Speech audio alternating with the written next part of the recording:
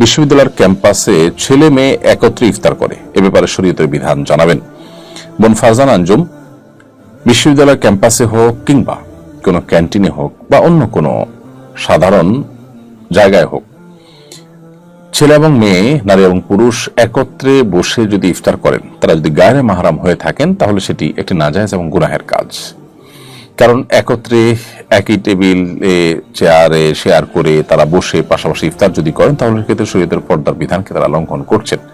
যেখানে নামাজের মতো ইবাদত করতে গিয়েও আল্লাহ রাব্বুল আলামিন নারীদের কাতারকে পুরুষদের কাতার চাইতে ভিন্ন রাখতে বলেছেন, শেষের দিকে রাখতে বলেছেন, সেখানে আপনি যদি কোনো আয়োজনে কোন ইফতার পার্টিতে একাকার করে ফেলেন, তাহলে সন্দেহভাবে সেটি গুনাহের কথা। এখানে যারা আয়োজক হবেন, যারা এখানে শামিল হবেন, তারা অবশ্যই গুনাহগার। তবে হ্যাঁ, আপনি নিজেকে যদি সেখান থেকে রক্ষা করে ওই আয়োজনের মধ্যে আপনি নিজেকে সেভ করে আলাদা করে ইফতার করে চলে আসেন, তাহলে সেক্ষেত্রে আপনার জন্য সেটা নাজায়েজ না হতে পারে।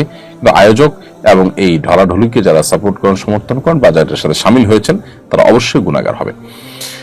কেন শরিয়াত পর্দার এই বিধানের কথা বলে, কেন আল্লাহ রাব্বুল আলামিন এই নির্দেশ দিয়েছেন আমাদেরকে, সেটা আমরা হাড়ে হাড়ে টের পাচ্ছি আমাদের সমাজে নানা অস্থিরতার যে সংবাদ আছে সেগুলোর মধ্য দিয়ে।